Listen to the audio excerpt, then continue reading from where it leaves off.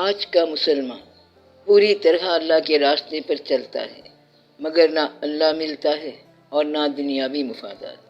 ایسا کیوں ہوتا ہے اور ہمیں کیا کرنا چاہیے؟ دنیاوی مفادات کی بہتری سے آپ کی کیا مراد ہے؟ کیا آپ کا مقصد اللہ کے راستے میں بہتری بھی ہے کہ نہیں؟ اگر اللہ کی مدد آ جائے تو دنیاوی مفادات بھی بہتر ہو جاتے ہیں، سب ٹھیک ہو سکتا ہے۔ اگر اللہ کی مدد آ جائے اور اللہ کا قرب نصیب ہو جائے، مگر ایک سوال یہ ہے کہ اگر اللہ تعالیٰ کا تقرب نصیب ہو جائے تو کیا وہ آدمی دنیاوی بہبود میں داخل ہو جاتا ہے؟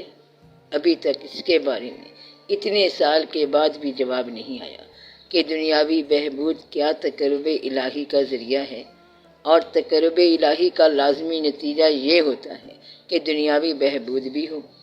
کیا مظلوم ہونا اللہ کی منشا میں نہیں ہے کہ اس کے بندے بھی ہوں اور مظلوم بھی ہوں؟ اللہ کے بہت پیارے بندے مظلوم ہونے کی راہوں سے گزرے ہیں۔ اللہ تعالیٰ کا فرمان ہے کہ یہ جو 4 دن کی زندگی ہے، اس کا ظاہری جاہ و جلال سب بے معنی ہے۔ اللہ تعالیٰ نے اس بارے میں فرعون کی مثال دے دی ہے کہ ہم نے فرعون کو شان دے دی، آن دے دی، بادشاہت دے دی، تاج دے دیا اور تخت دے دیا، مگر اس کا یہ سارا اقتدار فضول ہے، کیونکہ اس کے بعد اللہ تعالیٰ نے موسیٰ علیہ السلام کے ساتھ اس کا معرکہ کروا کے اس کو غرق کر دیا۔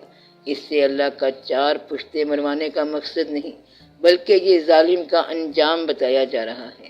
یا تو پھر آپ فرعون کے ساتھ ہو جاؤ، اللہ کی کیا ضرورت ہے؟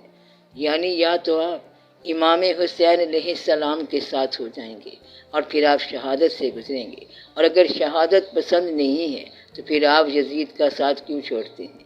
یزید کے ساتھ ہونا ہے تو پھر امام علیہ السلام کا ساتھ دینے کی کیا ضرورت ہے؟ بس یہ بات سوچنے والی ہے، اور یہی بات پیغمبروں کے ساتھیوں سے پیغمبروں کے مخالفوں نے کہی تھی کہ تم ان کا ساتھ دے کے کیا کر رہے ہو؟ بادشاہت تو ہمارے پاس ہے اور پیسہ بھی ہمارے پاس ہے، ان کے ساتھ تم نے مہاجر ہی تو ہونا ہے۔ مگر اہل ایمان کے لیے ان کا ساتھ دینے کا وقت تھا، اور ماننے والوں نے پیغمبر ہی کو مانا۔ اس لیے اگر آپ یہ کہتے ہیں کہ ہم نے اپنے عقیدے اور مشاہدے میں فرق دیکھا ہے تو آپ انتظار کرو کہ بہتری ضرور ہوگی۔ ہم چونکہ مسلمان ہیں اس لیے مایوس نہیں ہوتے، اور آپ سے اللہ نے وعدہ کیا ہوا ہے، ہم تو مسلمان ہیں ہی اس لیے کہ بہتری ہو۔ پھر یہ سوال آتا ہے کہ اگر تو بہتری نہ ہو تو کیا آپ مسلمان نہیں رہیں گے؟ میرا خیال ہے ہم پھر بھی مانیں گے۔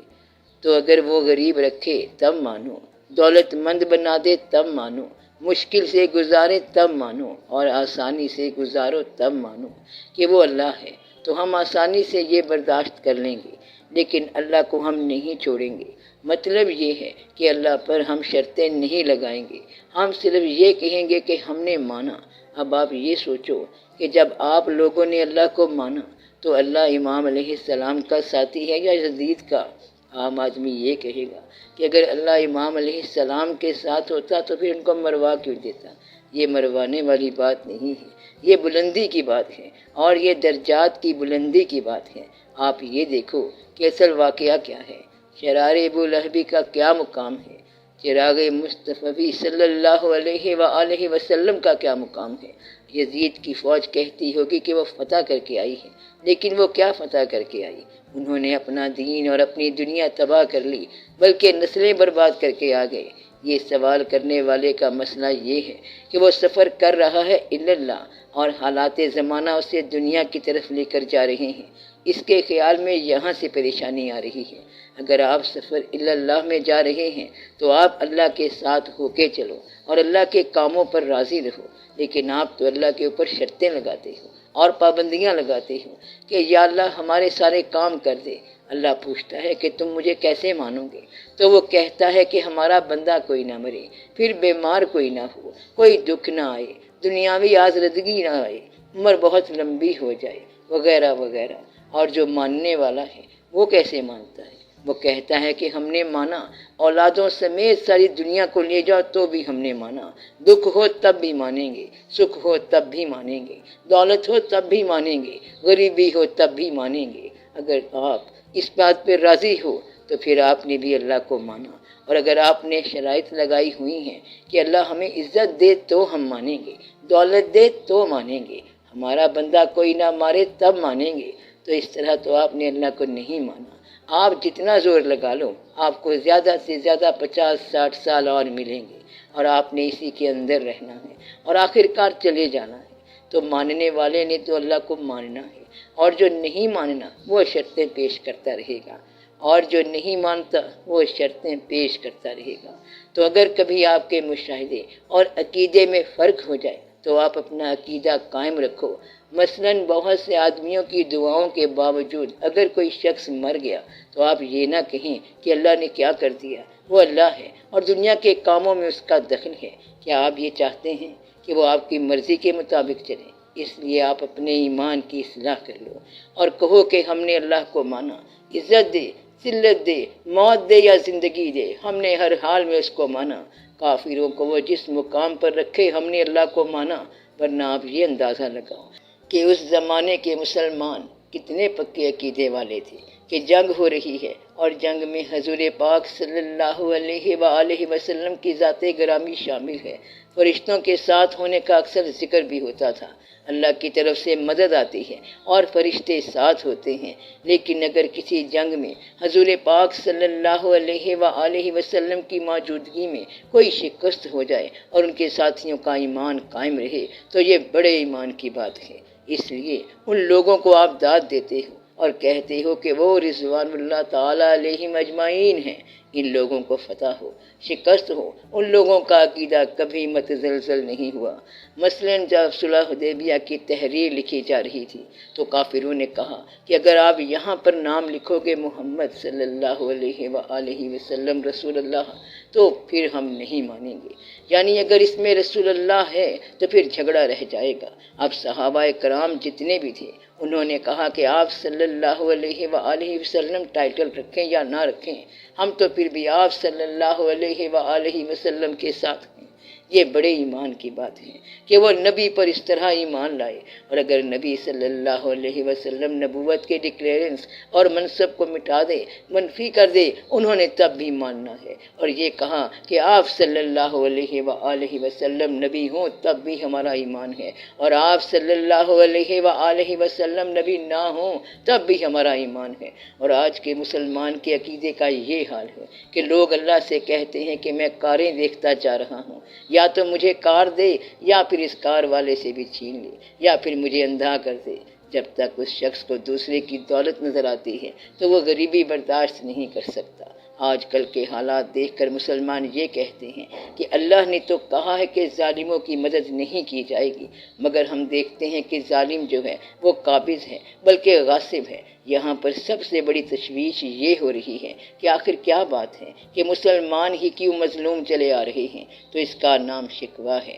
جب کبھی شکوہ لب پہ آ جائے تو آپ اقبال رحمۃ اللہ کا جواب شکوہ پہلے پڑھا کرو، جس میں لکھا ہے کہ مسلمان ہونے کے لیے جو شرائط ہیں پہلے تم وہ پوری کرو، پھر اس دنیا کے اندر اسلام اور مسلمان فاتح ہوں گے۔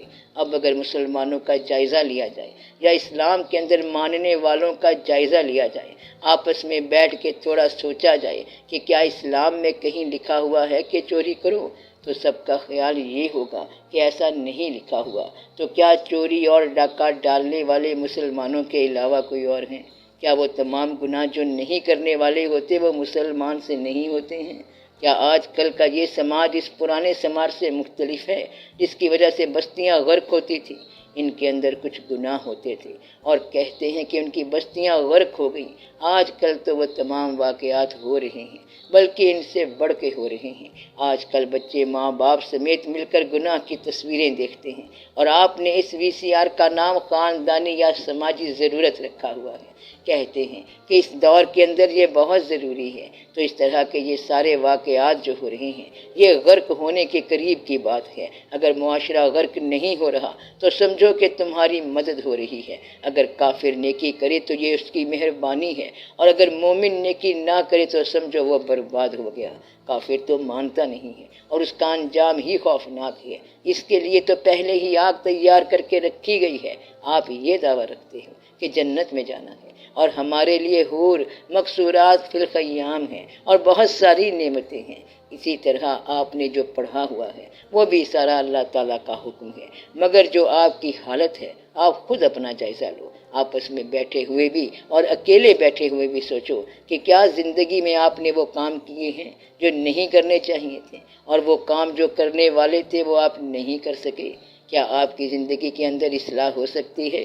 کیا آپ کی زندگی سے کچھ باتیں نکالنے والی نہیں ہیں کیونکہ آپ اللہ کے روبرو جا رہے ہیں؟ کیا آپ کی زندگی میں کچھ نئی باتیں داخل کرنے والی نہیں ہیں کیونکہ آپ اللہ کے سامنے جا رہے ہو؟ اب اس سے پہلے کہ آپ اللہ سے کچھ تقاضا کرو، یہ بھی دیکھو کہ اس کا آپ پر کیا تقاضا ہے اور کیا حکم ہے، آپ اس کو پورا کرنے کی کوشش کرو۔ اب یہ دیکھنا ہے کہ ہمارے پاس اللہ کا حکم پورا کرنے کی صلاحیت کیا ہے۔ آپ یہ غور کرو کہ آج کے مسلمان اور ہمارے آئیڈیل حضور پاک صلی اللہ علیہ وآلہ وسلم کے درمیان انسانیت کے طور پر کتنا فاصلہ ہے۔ کہیں ایسا تو نہیں ہے کہ آپ اس آئیڈیل کے خلاف اور برعکس چل پڑے ہیں۔ اسلام کہتا ہے یہ دین صداقت کا دین ہے، صادق اور امین کا دین ہے، یعنی صداقت اور امانت کا دین ہے۔ کیا اس دین کا دعویٰ کرنے والا آج کا انسان صداقت میں داخل ہے؟ جو اس دین کا دعویٰ رکھتا ہو اور مسلمان بھی ہو مگر سچ نہ بولے تو وہ اسلام میں کیسے داخل ہے؟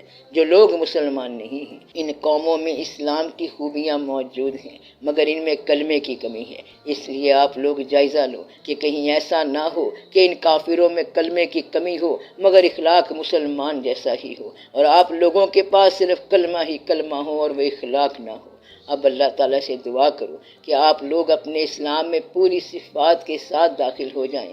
وہ صفات بہت ضروری ہیں۔ اسلام صرف لفظ نہیں ہے، اسلام صرف کلمے کا نام نہیں ہے، بلکہ یہ تمام ضابطہ اخلاق کا نام ہے جو کہ انسان کے لیے ہر دور میں لازمی ہے۔ یہ قوم سارے ضابطہ اخلاق میں اس وقت داخل ہوگی جس وقت آپ سرمایہ رکھ کے گھر سے باہر چلے جاؤ اور اس کے لٹ جانے کا اندیشہ نہ ہو۔ اس طرح پوری قوم امیر ہو جائے گی اور پوری قوم ٹھیک ہو جائے گی۔ اب تو یہ حالت ہے کہ آپ ہر چیز چھپاتے ہو، ایک دوسرے کو شک کی نظر سے دیکھتے ہو۔ اس طرح قوم مربوط نہیں بنتی، اور اگر آپ سارے مضبوط ہو جائیں تو پھر قوم بن جائے گی۔ آپ مسلمان ہیں مگر عبادت نہیں ہے، عبادت فکر بھی نہیں ہے اور عبادت کردار نہیں ہے۔ آپ لوگ دعا کریں کہ آپ کے اندر سکون پیدا ہو جائے۔ آپ ایسے مسلمان ہیں کہ دو بھائی جب ذرا بڑے ہو جاتے ہیں تو مکانوں میں دیواریں بنا لیتے ہیں، بھائی بھائی سے الگ ہو جاتا ہے۔ اس طرح قوم کیسے بن سکتی ہے؟ آج تک قوم نہیں بنی اور امت بھی نہیں بن سکی۔ مسلمانوں کے ملک میں تیل نکلتا ہے اور مسلمان غریب ہیں، تو ظالم کون ہوا؟ آپ خود ہی بتائیں۔ تو مسلمان ہی ظالم ہوا؟ یعنی حالت یہ ہے کہ ساری دولت مسلمانوں کے پاس ہے اور ساری غریبی جن کے پاس ہے وہ بھی مسلمان ہیں، تو ظالم کون ہوا؟ مسلمان۔ تو مسلمان ہی ظالم ہے اور کون منافق ہے؟ اس کا فیصلہ ہونے والا ہے۔ آپ فکر نہ کرو، اس امت کا فیصلہ بالکل ہو کے رہے گا۔ بہت سارا بگاڑ پیدا ہو گیا ہے۔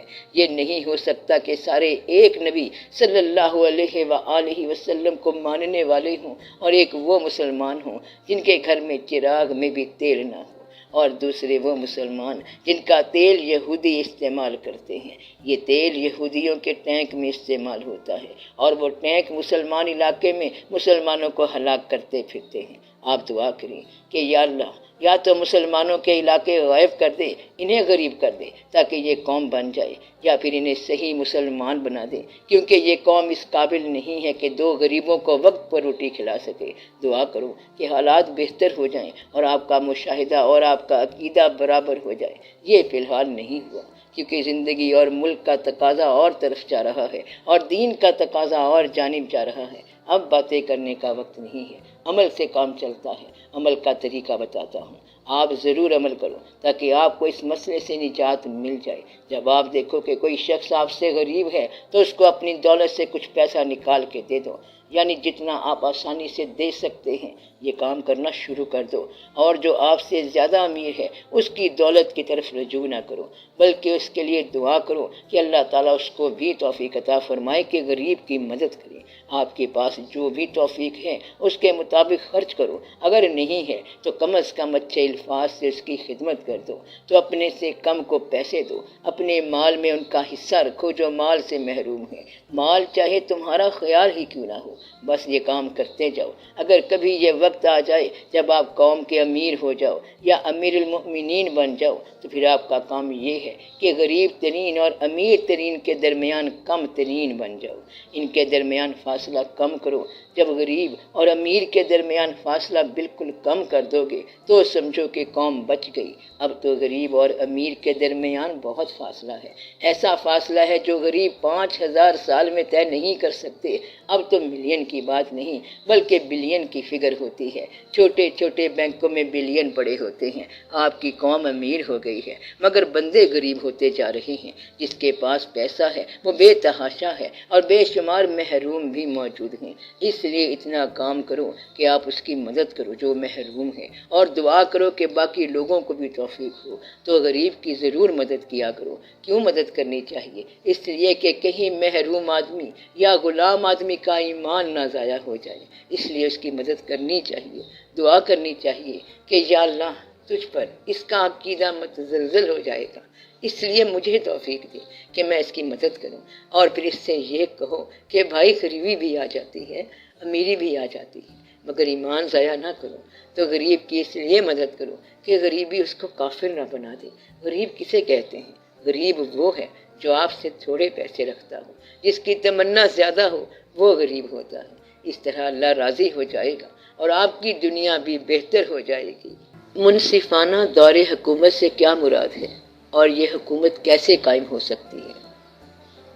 اگر آپ اپنے ملک کے اندر خلافت راشدہ اور آج کے دور کا فاصلہ کم کرو اور حکومت کو اس پیٹرن پر چلاؤ تو یہ ہو سکتا ہے۔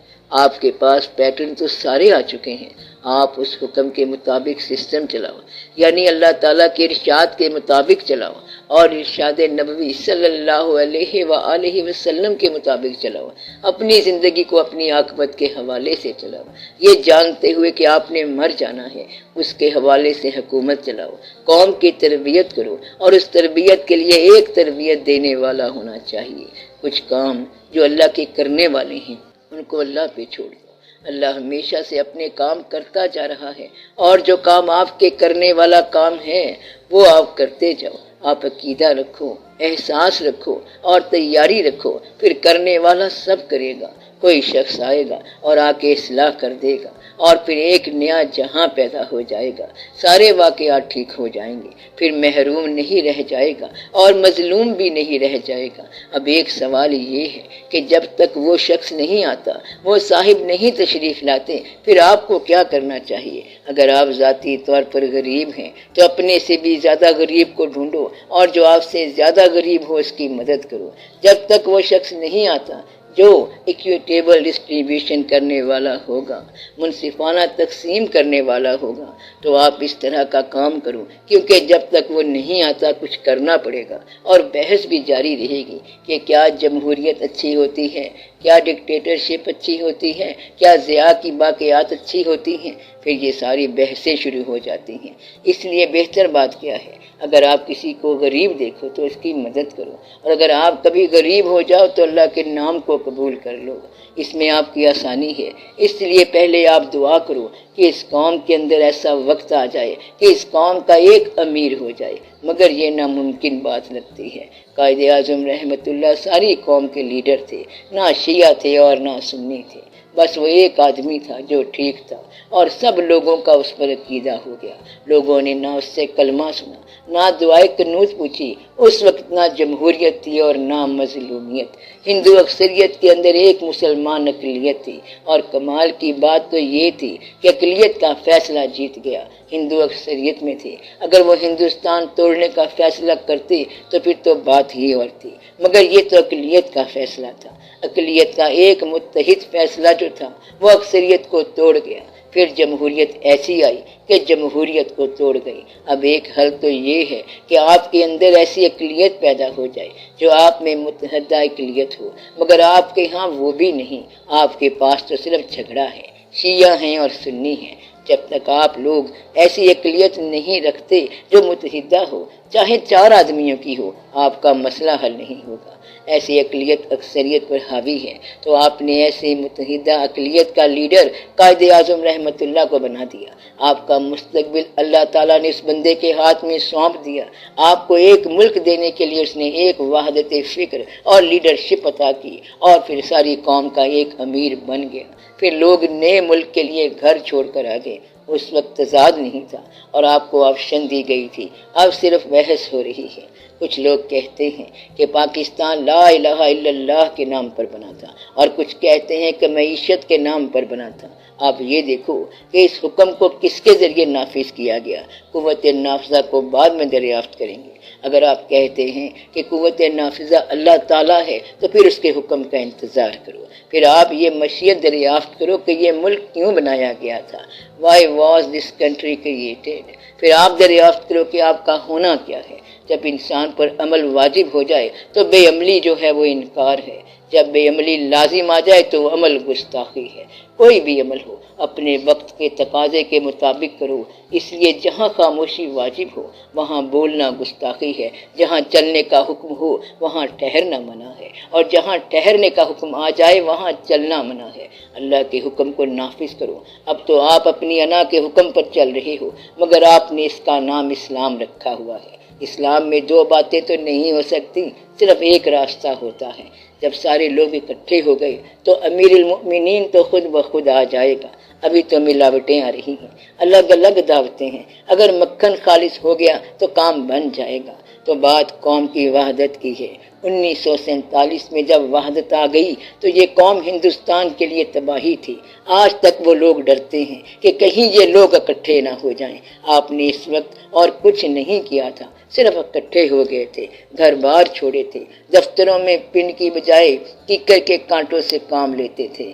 اس کے بعد آپ کوٹھیاں بنانے لگ گئے۔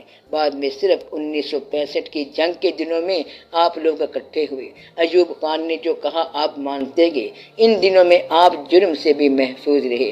اب چونکہ لیڈر کوئی نہیں رہا لہٰذا آپ بکھر چکے ہیں، تو یہ قوم ایک لیڈر کو ماننے کے لیے ہمہ حال تیار رہے۔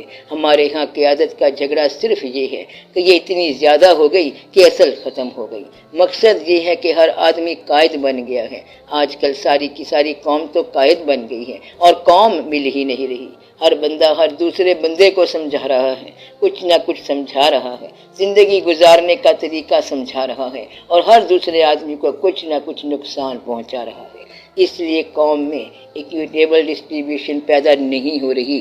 ایکویٹیبل ڈسٹریبیوشن بڑی سادہ سی بات ہے کہ اللہ کے فضل سے ایک امیر المؤمنین نافذ ہو جائے۔ اس کو اگر اللہ کا خوف ہو، عاقبت کا خیال ہو تو وہ اپنا معیار کم کر دے گا۔ چاپلوس قسم کے لوگ سارے کے سارے اپسیٹ ہو جائیں گے، پھر قرب سلطان مانگنے والے سارے سادہ ہو جائیں گے۔ مطلب یہ ہے کہ امیر المؤمنین کا سادہ ہونا اس بات کی قوی ضمانت ہے کہ درباری سارے سادہ ہو جائیں گے۔ تو ہمارے پیغمبر صلی اللہ علیہ وآلہ وسلم نے اپنی دختر نیک اختر کو جو جہیز دیا تھا، وہ جہیز دینے والے اگر پیغمبر اسلام بھی ہوں اور مالک ہوں کائنات کے، تو کس کی مجال ہے جو ان کے آگے انحراف کر جائے؟ کوئی صاحب امر بندہ ایسا نہیں گزرا جس نے اس حکم سے انحراف کیا ہو۔ تو وہ جو ہیڈ آف دا اسٹیٹ ہیں وہ سادہ ہو جائے۔ اگر ایک مرتبہ سائیکل چلایا ہے تو پھر سائیکل چلاتے رہنا چاہیے۔ اگر سائیکل لازمی کر دیا جاتا تو بہت ساری کاریں تکلیف سے بچ جاتی۔ قوم کا امیر اگر سادہ ہو جائے تو قوم میں غریب کوئی نہیں رہے گا۔ غریبوں کا خیال رکھا جائے، انہیں کھانا کھلایا جائے۔ یہیں سے لنگر کا تصور قائم ہوا تھا۔ لنگر کا ایک واقعہ بڑا مشہور ہے۔ ایک مسافر کسی بستی میں آیا، اس نے پتہ کیا کہ یہاں کوئی لنگر خانہ ہے۔ وہاں گیا تو بڑے شاندار کھانے اس کو ملے۔ پھر وہ مسجد میں نماز پڑھنے گیا، وہاں دیکھا کہ ایک شخص بیٹھا ہے اور جو کی روٹی پانی سے بھگو کے کھا رہا ہے۔ وہ واپس آیا اور لنگر خانے کی انتظامیہ سے کہا، آپ نے اتنا بڑا لنگر تقسیم کیا ہے، اتنے کھانے کھلائے ہیں، اور مسجد میں ایک شخص بھوکا بیٹھا ہے، اس کو بھی کھلاؤ۔ تو اس شخص نے جواب دیا کہ بات یہ ہے کہ یہ اسی شخص کا لنگر ہے، وہ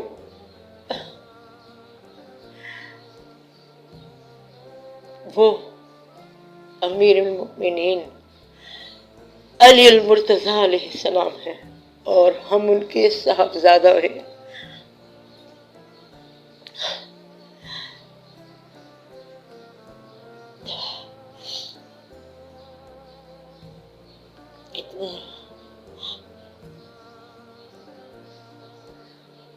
تو اور مسجد میں ایک شخص بھوکا بیٹھا ہے، اس کو بھی کھلاؤ۔ تو اس شخص نے جواب دیا کہ بات یہ ہے کہ یہ اسی شخص کا لنگر ہے، وہ امیر المؤمنین علی المرتضی علیہ السلام ہے اور ہم ان کے صاحبزادہ ہیں اور ہمارا نام حسن علیہ السلام ہے۔ مدعا یہ ہے کہ یہ ہوتی ہے ہیبت۔ اب جو شخص جو کی روٹی کھا رہا ہے اس کی ہیبت دیکھو، اس کے سامنے کون ٹھہرے گا؟ اس کے پاس غریبی نہیں ہے بلکہ ملک کا مالک ہے اور ان کے سامنے کوئی ٹھہر نہیں سکتا۔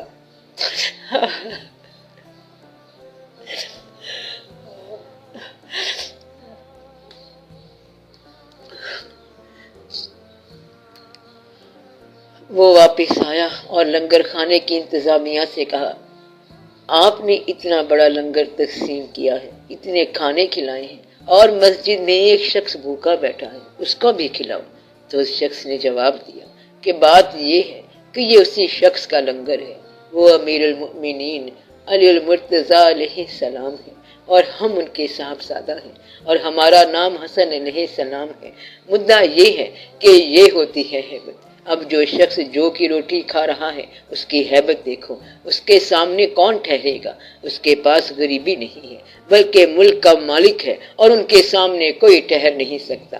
اگر بادشاہ اپنے پاس پرائیویٹ فنڈ رکھے تو ملک کا تو بیڑا ہی غرق ہو گیا۔ اگر کوئی ہیڈ آف دی اسٹیٹ بازار میں جائے اور خود شاپنگ کرنے لگ جائے تو ملک تو ختم ہو گیا۔ اگر آپ کہیں کہ سول سروس اکیڈمی کی طرز پر امتحان لے لو اور ایک شخص کو بادشاہ بنا دو، اس کی تنخواہ مقرر کر دو اور باقی پراپرٹی بحق سرکار ضبط ہو جائے تو مجال ہے کہ کوئی بادشاہ بنے۔ ملک کے اندر بڑا دھوکہ ہو رہا ہے، بے شمار زمینیں الاٹ ہو رہی ہیں، کالونیاں بن رہی ہیں اور لوگ کہاں سے کہاں پہنچ گئے ہیں۔ مستقل نہیں ہوتا، اللہ جب چاہے گا سب صاف ہو جائے گا۔ ایک زلزلے کی بات ہے اور سب صاف ہو جائے گا۔ زلزلہ کسی وقت بھی آ سکتا ہے۔ ہم کہتے ہیں کہ بہتر ہے یہ زلزلہ آپ کے خیال میں آئے، اگر فزیکل آ گیا تو معاملہ بڑا سخت ہو جائے گا۔ یہ تو انڈیا مر چکا ہے، وگرنہ انڈیا دھمکی دے دیتا تو صبح تک سارے مومن ہو جاتے۔ اگر انڈیا فوجیں یہاں بارڈر پر لگا دے، جنگ کا اعلان کر دے اور توپیں چلا دے تو آپ سارے سیٹ ہو جائیں گے، مگر وہ کافر بھی اب کافر نہیں رہا، اس لیے آپ کا کام خراب ہو رہا ہے، کیونکہ کافر سچے کافر نہیں رہے، اس لیے ہم مومن بھی سچے مومن نہیں رہے۔ جب آپ ہندو کے مقابلے میں ہوتے تھے بڑے کام کے تھے، 4 مسلمان ہوتے تھے اور بڑے بڑے کام کر جاتے تھے۔ اب آپ صرف پیسوں کے ہو گئے ہو۔ آپ نے ایئر کنڈیشن مکان بنایا ہے اور اس کو شیشے لگے ہیں۔ کیا ایسا شخص پاگل ہے کہ وہ جنگ کرے گا؟ ایسا شخص کہتا ہے جنگ کس بات کی، ابھی تو میں نے مکان بنایا ہے۔ بارڈر پر جنگ کا جنون اور ہوتا ہے، اس کے لیے تھوڑا سا غریب ہونا لازمی ہوتا ہے۔ تو یہ امیر آدمی کا جلوہ نہیں ہے، اس لیے وہ وقت آئے گا جب آپ اپنے بھائی سے کہیں گے کہ برادر the need is greater than mine، تیری ضرورت مجھ سے زیادہ ہے۔ اب تو ایسی بات کوئی بے وقوف آدمی ہی کہے گا۔ قومی سطح پر یہ بات ابھی نہیں آئی، ابھی تو یہ حال ہے کہ اگر بیمار مر رہا ہے تو ڈاکٹر پہلے فیس کا مطالبہ کرے گا اور اپنا کاروبار کرے گا، اور تو اور مردہ دفن کرنے والا غریب آدمی سے بھی، فقیر سے بھی پیسے فٹافٹ لے لیتا ہے، اور امیر آدمی سے پیسے لیتے وقت کہتا ہے کہ اس طرح تو غریبوں کی میت نہیں ہوتی۔ آج کل تو اچھی جگہ پر قبر کے لیے رشوت دینی پڑتی ہے۔ اب مسلمان ظالم ہو چکا ہے، اب اس کا حل یہ ہے کہ یا تو اس کو مٹایا جائے یا پھر اس کی اصلاح کی جائے، دونوں باتیں ممکن ہیں۔ آپ کو چونکہ احساس ہو گیا ہے اس لیے آپ کا مشورہ مانا جائے گا۔ آپ اللہ میاں سے دعا کرو کہ یا تو اس قوم کی اصلاح کر دی جائے یا پھر مٹا دیا جائے۔ اگر آپ کہتے ہیں کہ اصلاح کر دی جائے تو پہلے آپ اپنی اصلاح کرو۔ آپ اگر صرف تبصرہ ہی کرتے رہیں گے تو ساری قوم ایسے ہی رہے گی۔ آپ اگر یہ کہتے ہیں کہ اصلاح کی بجائے سب ظالموں کو تباہ کر دیا جائے تو ان ظالموں میں آپ کا بھائی بھی ہوگا، پھر آپ اکیلے جنت میں کیا کرو گے؟ ایسی جنت کا کیا کرنا جس میں آپ کا بھائی ساتھ نہ ہو۔ اگر آپ کہتے ہیں کہ سب ظالموں کو تباہ کر دیا جائے تو باقی کون بچے گا؟ پھر ملک میں مختصر سے لوگ باقی رہ جائیں گے۔ آپ یہ دعا کرو کہ یا اللہ اس ملک کو ظالموں سے بچا۔ جب ایسا وقت آ جائے گا تو یہ وقت قبولیت کا ہوگا، پھر آپ کے لیے ڈسکس کرنے والا مسئلہ نہیں رہے گا۔ تو آپ یاد رکھنا کہ جس نے زندگی کو قبول کیا اس نے اللہ کو قبول کیا۔ آپ یہ دیکھو کہ آپ کی زندگی میں بے شمار امکانات ہیں، مسائل ہیں، گرد و پیش کے واقعات ہیں، ماں باپ ہیں، دوست احباب ہیں اور ارب ہا مخلوقات ہیں۔ اس کے باوجود آپ کا دائرہ آشنائی چند ہزار آدمیوں تک ہے، بلکہ میرا خیال ہے وہ پورے 1000 بھی نہیں ہوتے۔ کتنے آدمی ہیں جن کو آپ نام لے کے پکار سکتے ہو؟ میرا خیال ہے وہ زیادہ نہیں ہوں گے۔ ایسا اکثر ہوتا ہے کہ نام بھول جاتے ہیں اور چہرے یاد رہتے ہیں، کبھی چہرہ بھول جاتا ہے اور نام یاد رہتا ہے۔ آپ اپنے اسکول کو دوبارہ وزٹ نہیں کر سکتے، وہ واقعات چلے گئے اور دوست احباب بھی چلے گئے۔ کون یاد رکھتا ہے کہ ہمارے ساتھ پہلی دوسری جماعت میں کون پڑھتا تھا؟ تو دوستوں اور رشتہ داروں کو نام کے ساتھ پکارنے والی بات اگر ایک دائرہ ہو تو آپ کے دائرے میں کتنے احباب ہیں؟ یہ کل کائنات ہے آپ کی۔ شہر اگر دیکھی ہوئی گلیوں اور مکانوں کا نام ہے تو شہر تو آپ کے لیے اجنبی ہے، کیونکہ آپ نے سب مکان اور گلیاں نہیں دیکھی۔ آپ لوگ لاہور میں رہنے والے ہیں لیکن لاہور سے آشنا نہیں ہیں، اور اس دنیا میں رہنے والے دنیا سے آشنا نہیں ہیں۔ پیرس، واشنگٹن اور نیو یارک نام تو ہیں مگر آپ کے لیے شہر نہیں ہیں۔ یہ سارے شہر تو ہیں مگر آپ کے لیے نہیں ہیں۔ یہ سب آپ کے لیے تو ہیں مگر آپ کے امکان میں نہیں ہیں۔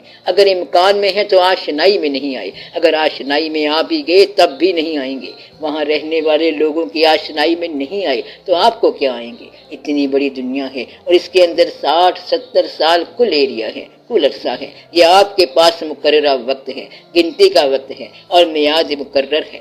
کل اتنا عرصہ آپ نے رہنا ہے۔ اس میں سے کچھ اول زمانہ یعنی بچپن ہوش سے باہر ہے۔ بچپن میں دادا دادی پتہ نہیں کون لوگ تھے جو ہمیں چاہنے والے تھے اور بڑا پیار کرتے تھے، لیکن وہ زمانہ دھندلا تھا اور گزر گیا۔ باقی اسکول وغیرہ میں وقت گزر گیا اور پتہ نہیں کس طرح گزرا۔ پھر کالج سے اور یونیورسٹی سے گزرے، یہ بھی کل کی بات ہے۔ پھر شادی کی اور بکھیڑے پیدا ہو گئے۔ انسان یہ سب بھولتا جا رہا ہے۔ یہ ایک ایسی گھاس کی رسی ہے جو انسان بنتا جا رہا ہے اور گدھا کھاتا جا رہا ہے۔ اب کتنی رسی ہے جتنی ہاتھ میں ہے، زندگی کتنی ہے جتنی آپ کے سامنے ہے۔ جو گزر گئی وہ یاد نہیں رہی اور اس کا حاصل نہیں رہا۔ آنے والی زندگی تو ہمیشہ آنے والی ہوتی ہے اور وہ کبھی آئی نہیں ہے۔ تو یہ ہے کل زندگی اور یہ گنتی کے دن ہیں۔ پھر آخری دنوں میں بڑھاپا اور بیماریوں کا زمانہ، بلکہ غم کی یادوں کا زمانہ آ جاتا ہے۔ بچپن سے ہی آپ انن اللہ پڑھنا شروع کر دیتے ہو۔ بچپن میں دادا دادی یعنی گرینڈ پیرنٹس رخصت ہو جاتے ہیں۔ وہ واقعہ تو ہوتا ہے لیکن غم نہیں ہوتا۔ غم کا زمانہ والدین سے شروع ہوتا ہے، دادا دادی سے نہیں ہوتا، وہ صرف واقعہ ہی ہوتا ہے۔ پھر آشنا لوگ چلے جاتے ہیں اور غم بڑھتے جاتے ہیں۔ پھر اور رشتہ دار بھائی وغیرہ چلے جاتے ہیں اور غم بڑھتا جاتا ہے۔ ہم یہ نہیں کہتے کہ ایسا کسی کے ساتھ ہو، بلکہ یہ سب کے ساتھ ہوتا ہے۔ پھر ایسا وقت آتا ہے کہ سارا محلہ خالی ہونا شروع ہو جاتا ہے۔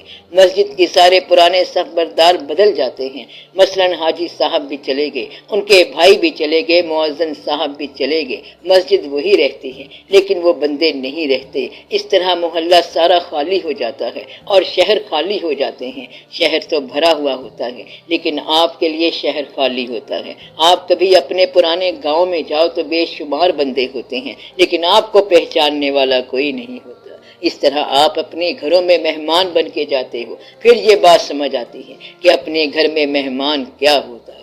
تو یہ واقعات چلتے چلتے آپ پہ یہ وقت آتا ہے کہ آپ اجتماع سے نکلتے نکلتے تنہا ہو جاتے ہیں۔ پھر وہ وقت آتا ہے کہ پرانے غم یاد آتے ہیں۔ پھر جب آپ نے اپنی اولاد کی شادیاں کرنی ہیں تو الٹیمیٹلی آپ اکیلے کے اکیلے رہ جاتے ہیں۔ پھر بیماری میں بھی کوئی ساتھ نہیں دیتا۔ یہ وہ وقت ہے جب نہ کوئی بندہ واقف ہوگا نہ پرندہ واقف ہوگا۔ اب آپ غور کریں کہ آپ نے حاصل کچھ نہیں کیا مگر صرف یہاں تک یہ معاملہ نہیں تھا۔ پھر یہاں سے رخصت بھی ہونا ہے۔ پھر ایک آواز آتی ہے کہ بچ گئے ہو خیر سے، ابھی تو میں نے بہت کچھ کرنا تھا۔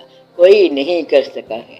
آج تک غریب بھی چلے گئے اور امیر بھی چلے گئے، دنیا کوئی نہیں بدل سکا۔ مثلا چہرے کبھی برابر نہیں ہوئے۔ ایک چہرہ اگر خوبصورت پیدا ہو گیا تو بہت سے آدمی اختلافات کرنا شروع کر دیتے ہیں کہ وہ کیوں خوبصورت ہے، لیکن وہ چہرہ کسی کا محبوب ہوتا ہے، اور محبوب کا چہرہ تو محبوب کا چہرہ ہوتا ہے۔ یہ اللہ کے کام ہے، کسی کو کیا بنا دیا، کسی کو کیا بنا دیا، یہ چیزیں چلتی رہتی ہیں۔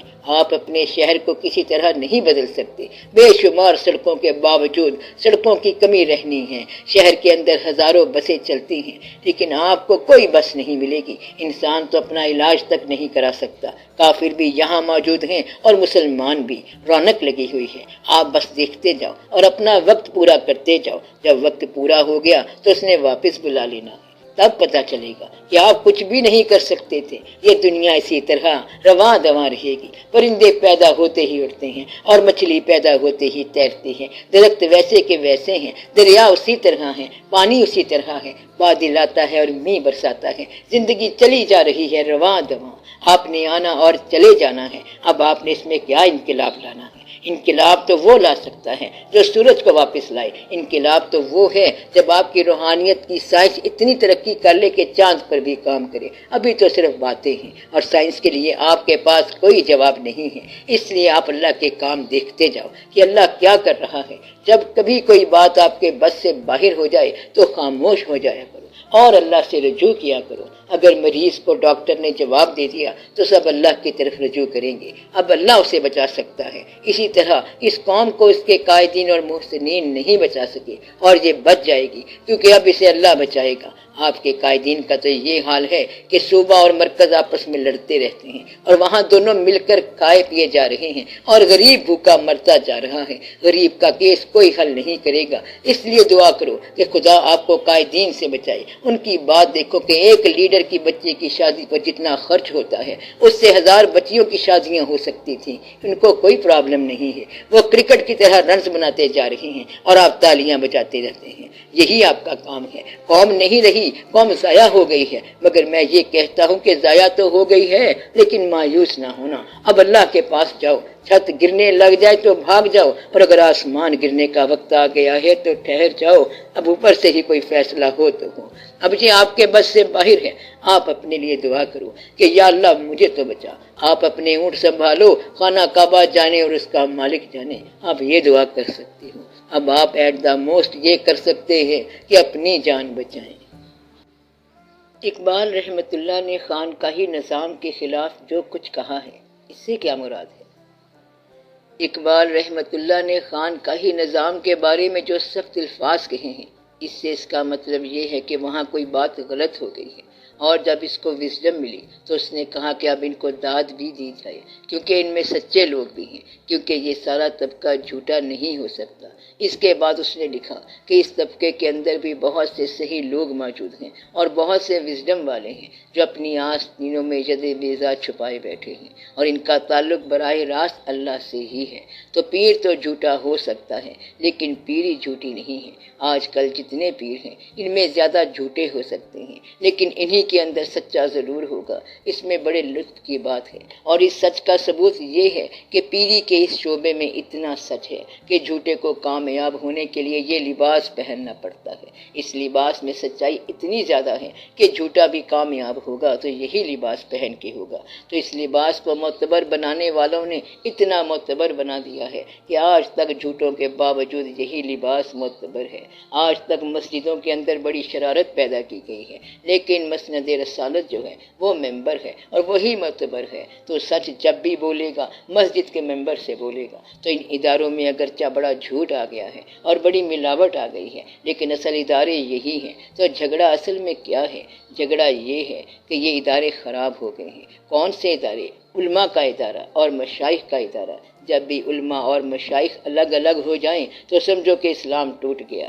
یہی وجہ ہے کہ علماء کانفرنس الگ ہوتی ہے اور مشائخ کانفرنس الگ ہوتی ہے۔ علماء کے فرقے بن گئے، دیوبندی اور بریلوی بن گئے، اور مشائخ کرام کے بھی فرقے بن گئے۔ علماء بھی اکٹھے نہیں ہوئے اور روحانی لوگوں میں بھی ناآشنائی ہے۔ ان لوگوں کو ایک دوسرے کے گریڈ کا پتہ ہونا چاہیے تاکہ ایک دوسرے کو معتبر سمجھیں۔ اگر آپ مسلمانوں کے خیر خواہ ہیں تو آپ یہ کہیں کہ مشائخ کرام کی یہ جو بہتات ہے یہ مسلمانوں کے حق میں نہیں بلکہ صرف ایک شیخ محترم ہونا چاہیے، بس یہ فیصلہ کر لیں اور آپس میں ایک شعبہ اختیار کر لیں تو کام بن جائے گا، مگر یہ ایک شعبہ مشائخ بھی نہیں بنا رہے اور علماء بھی نہیں بنا رہے۔ ابھی تک تو مسلمانوں میں یا رسول اللہ صلی اللہ علیہ وآلہ وسلم کہنے پر جھگڑا ہوتا جا رہا ہے۔ ایک کہتا ہے نعرہ رسالت یا رسول اللہ تو دوسرا اس کو مارتا ہے اور پھر جھگڑا شروع ہو جاتا ہے کہ یہ یا رسول اللہ صلی اللہ علیہ وآلہ وسلم کیسے کہتا ہے۔ تو یہ ہیں مسلمانوں کے واقعات۔ تو نظام کون سا ٹوٹ گیا؟ عقیدہ، ادارہ، مسجد والا اور مسند والا، سارا نظام ٹوٹ گیا۔ استاد بھی آگے پیچھے ہو گئے اور سیاسی لیڈر جو تھے وہ بھی ختم ہو گئے۔ اس طرح سارے ادارے ٹوٹ گئے اور اب خانقاہ صوفیوں سے خالی ہے اور مدرسے کا یہ حال ہے کہ گلا تو گھونٹ دیا اہل مدرسہ نے تیرا، کہاں سے آئے صدا لا الہ الا اللہ۔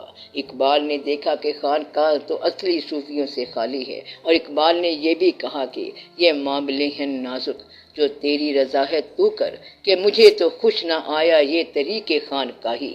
اقبال کہتا ہے یہ جو نظام ہے یہ مجھے راس نہیں آیا اور اس کے اندر کچھ گڑبڑ ضرور ہو گئی ہے، اس میں وہ پہلے والی بات نہیں رہی تو سارے لوگ آتے تو ادھر ہی ہیں، اور یہ سارے شعور والے لوگ اس سلسلے میں حقیقت کو تلاش کرتے ہیں، انہی گلیوں میں پھرتے ہیں، کیونکہ آشنائی انہی گلیوں میں ملتی ہے، اور جس کو کچھ نہ ملے وہ سٹ پٹا جاتا ہے۔ اب یہ ضروری نہیں ہے کہ ہر شخص کے شعور کو پرکھا جائے، کتنے ہی لوگ ہیں جو غافل ہو کے زندگی گزارتے ہیں اور کچھ لوگ عبادت میں لگے رہتے ہیں، یہ اللہ کے کام ہے، وہ جہاں جہاں جس کو سکون عطا فرما دے آپ لوگوں کو گزارنے دو، جیسے ہی گزارتے ہیں۔ اللہ کی تلاش کا طریقہ یہی ہے، یہی صحیح ہے، بس طریقہ نافذ کرنے والا صحیح ہونا چاہیے۔ ہمیں اپنی اصلاح کیسے کرنی چاہیے اور گنہگاروں کی اصلاح کیسے کریں؟ زندگی میں انسان کئی باتیں یادداشت کے ڈپارٹمنٹ میں رکھتا ہے۔ یادداشت بچپن سے محفوظ آ رہی ہے اور اس کا ایک فنکشن یہ ہوتا ہے کہ اس کو سنانا ہے، وگرنہ یہ ذہن کے خانے میں پڑی ہوئی ایک محفوظ چیز ہے۔ یادداشت کے خانے میں جمع کرتے کرتے انسان کی یادداشت پر بڑا بوجھ ہو جاتا ہے۔ یہ خیال رکھنا چاہیے کہ ہم یادداشت کی الماری میں جو تازہ چیزیں رکھ رہے ہیں وہ کہیں پرانی نہ ہو جائیں، مثلاً ایسا نہ ہو کہ وہ 30-40 سال کے بعد آؤٹ آف ڈیٹ ہو جائیں۔ تو اپنی یادداشت کی حفاظت کرنی چاہیے۔ حفاظت اس طرح کرنی چاہیے کہ یادداشت میں وہ چیزیں رکھیں جو آپ کے عقیدے میں استعمال ہونی ہیں، تاکہ وہ چیزیں ڈیٹ سے باہر نہ ہو جائیں، کیونکہ آپ نے چیزیں رکھنی ضرور ہیں تو وہ چہرے یاد رکھیں جو آپ کے عقیدے کی راہ میں آئیں، اس طرح وہ چیزیں اختیار کریں جو آپ کے عقیدے کی راہ میں آئیں، اور یہ بات یاد رکھیں کہ گرد و پیش سے اختلاف نہ کرنا اور زمانے کے ساتھ اختلاف نہ کرنا، یہ زمانہ اپنے بنانے والے کا راز ہے، اور اسی غلط دنیا میں آپ نے صحیح راستہ تلاش کرنا ہے۔ آپ صحیح راستے پر چلنے والوں کا ساتھ ضرور دینا اور صحیح راستے کے خواہش مندوں کو ساتھ لے لینا۔ بس اس غلط دنیا میں آپ وہ راستہ تلاش کرو اور اسی گمراہ دنیا میں رہنما پیدا کرو، پھر اسی دنیا کے اندر راستے ملتے جائیں گے۔ یہ دنیا جس میں خدا کا ملنا مشکل لگتا ہے، اسی دنیا میں لوگوں نے خدا کو پایا، اسی دنیا میں لوگوں نے اللہ سے رابطہ کیا اور تلاش کر لیا، اسی دنیا میں سارا کام ہو جاتا ہے۔ اس لیے جو کچھ ہونا ہے اسی زندگی میں ہونا ہے۔ اب آپ لوگ اس بات کا خاص خیال رکھیں کہ یادداشت کی اصلاح کرنی ہے، غیر ضروری چیزیں یادداشت میں نہیں ڈالنی، غیر ضروری ٹینشن یادداشت میں نہیں رکھنی، ایسے آدمی سے نفرت نہیں کرنی جس کو اللہ معاف کر سکتا ہے، پھر کوئی نفرت کرنے کے قابل نہیں رہے گا۔ آپ خامی سے نفرت کرو لیکن خام سے نفرت نہ کرو، بندے سے نفرت نہ کرنا بلکہ برے عمل سے نفرت کرنا، اور وہ عمل خود نہ کرنا جو خامی ہے، بیماری ہے اور آپ کو وہ بیماری نہیں ملی بلکہ صحت مل گئی ہے، اور خامی والے کو وہ بیماری لگ گئی یعنی گناہ کی بیماری۔ اب اس انسان پر رحم کرنا اور نفرت نہ کرنا، کیونکہ آپ کا وہ بھائی جو ہے وہ بیماری میں مبتلا ہے، اور بیماری گناہ کی بیماری ہے، بغاوت کی بیماری ہے، یہ بڑی خطرناک بیماری ہے اور یہ روحانی بیماری ہوتی ہے، اور یہ جس کو لگ گئی ہے اس کے لیے دعا کرو۔ اس طرح اگر کبھی جاگنا نصیب ہو تو سونے والوں کے لیے بھی دعا کرو کہ یا اللہ ان کو بھی جاگنا نصیب کر۔ اس لیے اس معاملے میں بڑی ہی احتیاط چاہیے کہ کہیں ایسا نہ ہو کہ آپ برے لوگوں کے لیے تباہی مانگ بیٹھیں۔ آپ کی ساری باتیں بجا ہیں، لیکن ذرا یہ خیال کرو کہ یہ سب امت ہے رحمت للعالمین صلی اللہ علیہ وآلہ وسلم کی۔ تو اس امت کی خصوصیت یہ ہے کہ یہ رحمت للعالمین صلی اللہ علیہ وآلہ وسلم کی امت ہے۔ اس لیے آپ امت کے بندوں کو دوزخ میں بھیجنے کا منصوبہ نہ بنانا، ورنہ آپ خود چلے جاؤ گے۔ اس امت کے لیے بخشے جانے کی بڑی امیدیں ہیں اور اصلاح کی امیدیں ہیں۔ جس نے آپ کو اصلاح دی ہے وہ ان کو بھی اصلاح کر دے گا اور ان کے بھی واقعات درست ہو جائیں گے۔ تو یہ بڑا خیال رکھا کرو اور اپنا دل صاف کر لو۔ آپ نے کسی سے نفرت نہیں رکھنی اور کدورت نہیں رکھنی۔ آج آپ کی جوانی ہے اور خون گرم ہے، کل یہ سب کچھ ٹھنڈا ہو جائے گا اور یخ برف ہو جائے گا۔ اس لیے کسی سے نفرت نہیں رکھنی، کدورت نہیں رکھنی، کسی آدمی کے لیے الو ول نہیں رکھنی کہ میں فلاں شخص کو تباہ دیکھنا چاہتا ہوں۔ کسی کی تباہی کا مت سوچو، بلکہ اس کے لیے دعا کرتے جاؤ۔ اگر آپ دعا کرنے والے بن جاؤ گے تو آپ آسانی میں رہو گے۔ آپ خود موت کے انتظار کے ساتھ زندہ رہو اور مرنے والوں کو جانے دو۔ یہ خالق کا اپنا عمل ہے، یہ آنا جانا ہوتا رہتا ہے اور اس کائنات میں یہ واقعہ بڑا ضروری ہے۔ یہ اللہ کی مرضی ہے کہ جس کو لافانی کر دے اور بقا عطا کرے اور جسے چاہے فنا کر دے۔ جاگنے والوں کو محروم دو عالم رکھا، سونے والے سے کہا ساری خدائی تیری، یہ تو اس کے کام ہے۔ وہ جس کو چاہے عطا کر دے اور جس کو چاہے محروم کر دے، اور اللہ یہ کرتا رہتا ہے۔ نقطے کو اگر چاہے تو بسم اللہ بنا دے، وہ کر سکتا ہے۔ جو وہ چاہے کرتا وہ آپ ہی ہے۔ سارے کاموں کا اس نے فیصلہ کیا ہوا ہے۔ نبی وہ خود بناتا ہے، ورنہ نبی اگر جمہوریت سے بنتے تو مسئلہ ہو جاتا۔ تو پیغمبر جمہوریت سے نہیں بنے۔ لوگ پیغمبروں سے پوچھتے تھے کہ آپ کیسے پیغمبر بن گئے، آپ کیسے نبی بن گئے، کیونکہ آپ تو ہم میں سے ہیں۔ یہ اللہ نے کہا کہ یہ ایک ایسا راز ہے کہ جب ہم اس قوم میں سے ایک نبی پیدا کرتے ہیں تو ہم اس کو نوازتے ہیں۔ یہ اللہ کا کام، اور اللہ کے کام میں آپ دخل نہ دینا، ورنہ آپ گمراہ ہو جاؤ گے۔ وہ جسے چاہے اس کو دے سکتا ہے اور جو چاہے کر سکتا ہے۔ وہ چاہے تو ہدہد کو طاقت دے سکتا ہے، ابابیل کو فیل پر حاوی کر سکتا ہے۔ اس کا حکم آ جائے تو ہاتھی بھی گدھا ہو جاتا ہے۔ اس لیے کبھی اپنی طاقت پر بھروسہ نہ کرنا۔ اللہ کا امر جو ہے وہ غالب ہے، وہ جو چاہے کرے۔ وہ کن سے فیکون کرتا ہے اور وہ اپنی مرضی سے سب کرتا جا رہا ہے۔ وہ چاہے کسی کو عزت دے اور کسی کو ذلت دے۔ وہ کبھی ریت کو عزت دیتا ہے اور دریا کی ذلت ہو جاتی ہے۔ وہ جس کو چاہے سرفراز کرے، اس کے کام عجب ہیں۔ اے خالق کونین تیرے کام عجب ہیں۔ دیتا ہے کبھی اور کبھی مانگ رہا ہے۔ تو وہ جو چاہے کرتا ہے، وہ مالک بھی ہے اور مانگتا بھی ہے۔ وہ ہر رنگ میں آتا ہے۔ آپ خیال رکھنا کہ وہ کبھی دینے کے لیے آئے تو انکار نہ کرنا، اور لینے کے لیے آئے تو پھر بھی انکار نہ کرنا۔ اس بات کا خیال رکھنا اور اپنا دھیان ہر دم اللہ کی طرف رکھنا۔ دوسروں کی اصلاح کی بجائے خود پہ توجہ رکھو۔ کیا اللہ کے مختلف رازوں سے آشنائی ہو سکتی ہے، اور کیا ہم اسے دلیل سے ثابت کر سکتے ہیں؟ ایسا ہوتا ہے، آشنائی ضرور ہوتی ہے۔ یہ اپنی اپنی رینج کی بات ہے۔ جس کی رینج جہاں تک ہو اس کو ویسی آشنائی ملے گی۔ ویسے تو ازل تک ہو سکتا ہے اور الست تک ہو سکتا ہے، یعنی یوم الست تک ہو سکتا ہے۔ کشف بھی ضرور ہو سکتا ہے۔ یہ اللہ کے کام ہے۔ ایسا واقعہ ہو سکتا ہے کہ گائے ذبح ہونے کے بعد اپنے قاتل کا نام بتا دے۔ اس میں یہ خیال رہے کہ سب کی اپنی رینج ہے، اپنا درجہ ہے۔ مرنے کے بعد گائے بول سکتی ہے، اور اگر اللہ چاہے تو سب ہو سکتا ہے۔ اگر کوئی شخص ولی اللہ ہے، اللہ کا دوست ہے، تو اللہ جو چاہے کر دے۔ یہ بات دلیل سے ثابت نہیں ہوگی۔ دلیل تو اس دن ثابت ہوگی جس دن دلیل سے اللہ ثابت ہوا۔ اللہ تو دلیل سے ثابت نہیں ہوتا، بلکہ وکیل سے ثابت ہوتا ہے۔ وکیل وہ ہے جو سچا انسان ہو۔ تو اب راز کیا ہے؟ راز یہ ہے کہ سچے انسان نے جو کہہ دیا وہ صداقت ہے، ورنہ دلیل سے کچھ ثابت نہیں ہوتا۔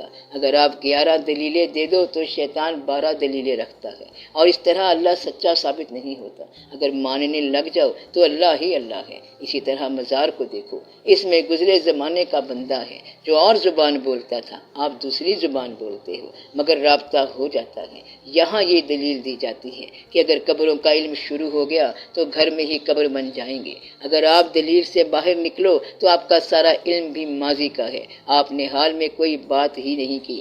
حضور پاک صلی اللہ علیہ وآلہ وسلم سے لے کر ساری عربی اور فارسی کا علم قبروں سے ہے، اور قائد اعظم رحمت اللہ اور اقبال رحمت اللہ تک سارا علم قبروں سے ہے۔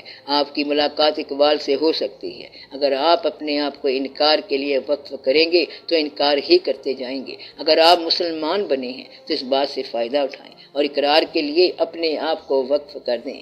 اگر آپ اس نہ ماننے والے زمانے میں بھی مان رہے ہیں تو یہ آپ کا بڑا اعزاز ہے۔ تو آپ کو کمیونیکیشن کی ضرورت ہے، ویسے آپ کو قبر سے رابطہ کرنے کی کیا ضرورت ہے؟ اگر کبھی انسان الجھ جاتا ہے تو پھر وہ مدد کرتے ہیں۔ اللہ تعالیٰ نے ان سے رابطہ رکھا ہوا ہے۔ کبھی کبھی پرندہ گائیڈ کر دیتا ہے، کبھی مشاہدہ گائیڈ کر دیتا ہے، اور کبھی کوئی آواز گائیڈ کر دیتی ہے۔ تو ایسے واقعات ہوتے رہتے ہیں۔ یہ نشانات ہیں جو راستے پر چلنے والوں کو راہ بتاتے ہیں۔ آپ اگر یہاں سے قریب قریب گزرتے جائیں تو گمراہ نہیں ہوں گے۔ تو صاحبان مزار ایک نشانی ہے۔ کس بات کی نشانی؟ جہاں سے فکر کا قافلہ گزرا ہے، آپ بھی قریب قریب سے گزر جاؤ۔ اس میں کفر نہیں ہے اور شرک نہیں ہے، بلکہ یہ مخلصین کے راستے ہیں، جس کے بارے میں اللہ نے کہا تھا کہ الا عباد اللہ المخلصین۔ شیطان نے کہا کہ میں سب کو گمراہ کر دوں گا، تو اللہ نے فرمایا کہ میرے مخلص بندوں کو گمراہ نہیں کر سکو گے۔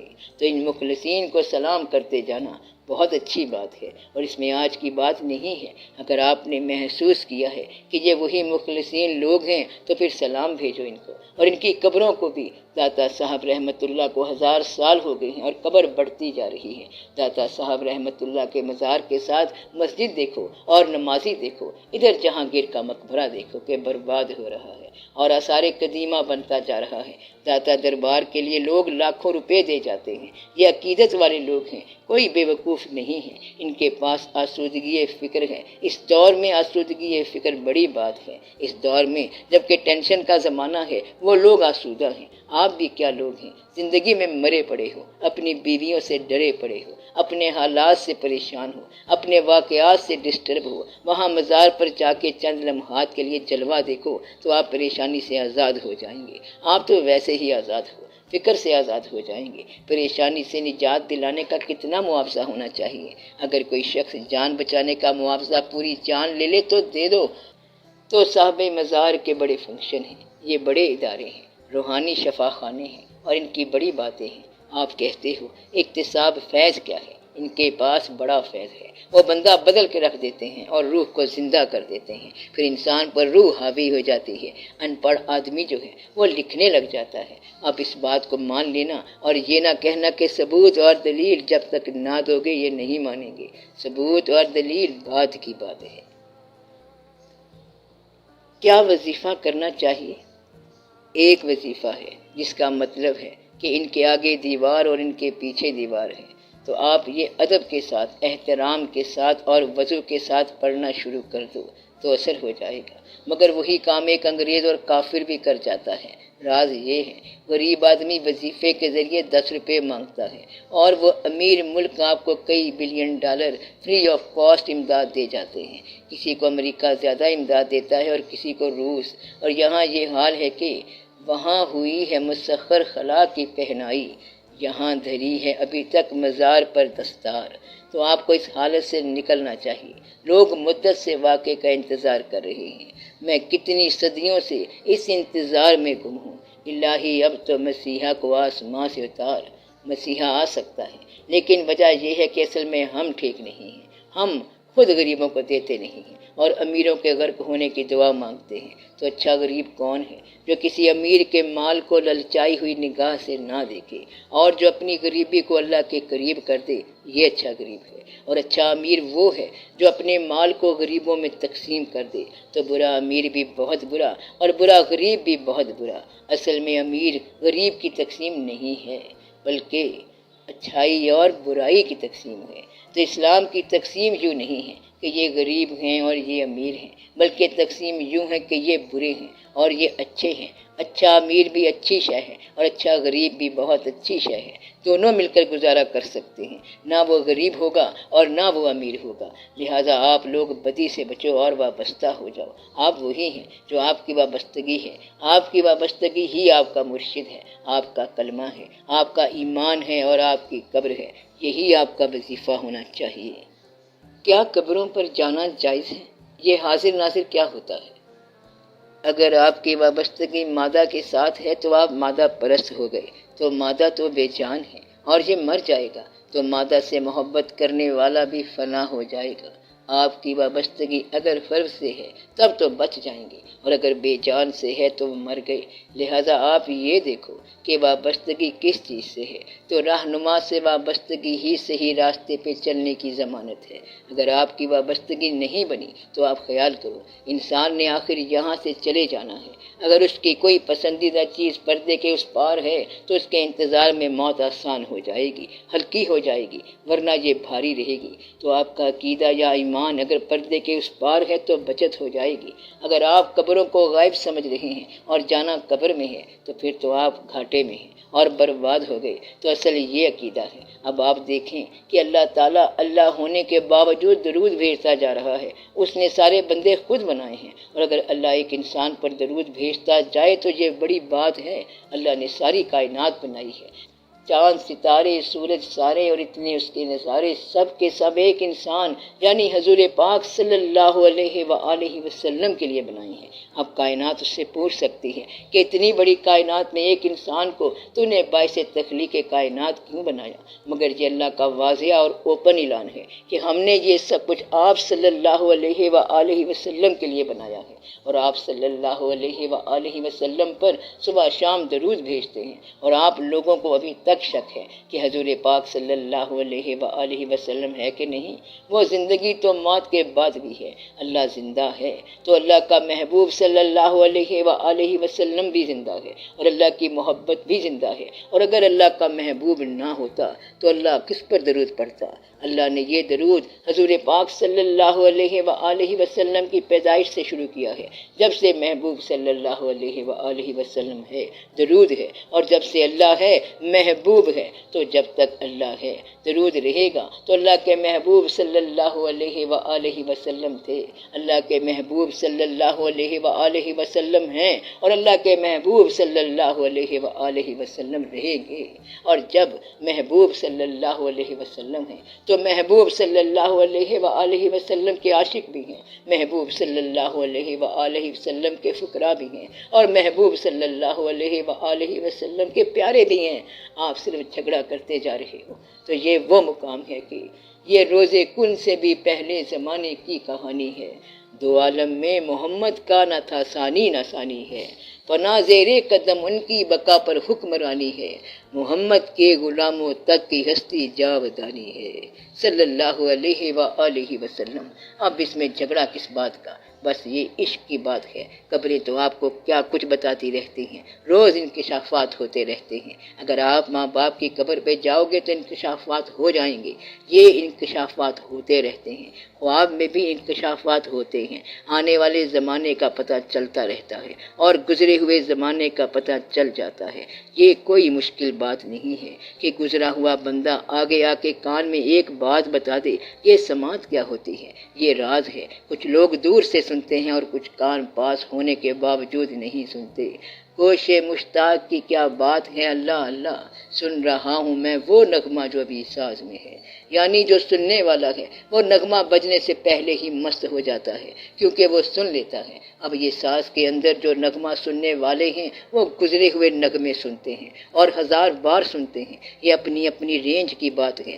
اگر کوئی آدمی درود شریف پڑھنے والا ہو، اس کو یہ بھی پتا ہو کہ حضور پاک صلی اللہ علیہ وآلہ وسلم کا زمانہ پرانا ہے اور اسے حضور پاک صلی اللہ علیہ وآلہ وسلم کے دیدار کا شوق بھی ہو تو پھر پرانے زمانے کا دیدار کیسے ہو سکتا ہے؟ حالانکہ دیدار کا شوق ہونا بڑی خوش نصیبی ہے۔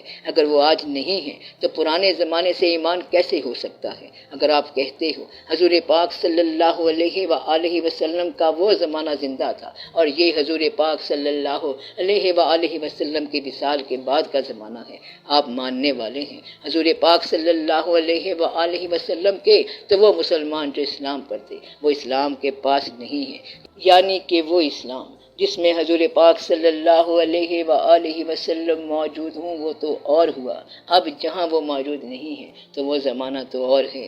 اس لیے اسلام تو تب برابر ہوتا ہے جب ایک جیسا واقعہ ہو، ورنہ ان لوگوں کا کلمہ تو مشاہدے کا تھا اور آپ کا کلمہ غیر مشاہدے کا ہے، تو یہ کلمہ برابر کیسے ہو سکتا ہے؟ ثابت یہ ہوا کہ مشاہدہ ایک عطا ہے، وہاں بھی اس وقت کئی لوگوں نے آپ صلی اللہ علیہ وسلم کو دیکھ کر نہیں دیکھا اور یہاں پر نہ دیکھ کر بھی دیکھ لیا، یہ مشاہدے کی بات ہے۔ یعنی اس زمانے میں بے شمار کافروں نے حضور پاک صلی اللہ علیہ وآلہ وسلم کو نہیں دیکھا اور آج کئی لوگوں کو ان کے دیدار کی نعمت حاصل ہے۔ تو واقعہ کیا ہوا؟ واقعہ نسبت کا ہے اور نسبت کلمے کی ہے، کلمہ مشاہدے میں ہونا چاہیے۔ اگر آپ جھگڑا کرو گے تو مشاہدہ کیسے ہوگا؟ ابھی تو آپ اسلام کو مسلمانوں سے جدا ثابت کر رہے ہو، تو آپ اللہ تعالیٰ سے معافی مانگو۔ ہم اللہ تعالیٰ سے دعا کرتے ہیں کہ یا رب العالمین ہمیں حضور پاک صلی اللہ علیہ وآلہ وسلم کے قریب رکھ تاکہ ہم مشاہدوں کے قریب ہوں، ہمیں بحث سے بچا اور اپنے حبیب پاک صلی اللہ علیہ وآلہ وسلم کے دین پر قائم فرما۔ وصلی اللہ تعالی علی خیر خلقہ و نور عرشہ سیدنا و مولانا حبیبنا و شفیعنا محمد و آلہ و اصحابہ اجمعین برحمتک یا ارحم الراحمین۔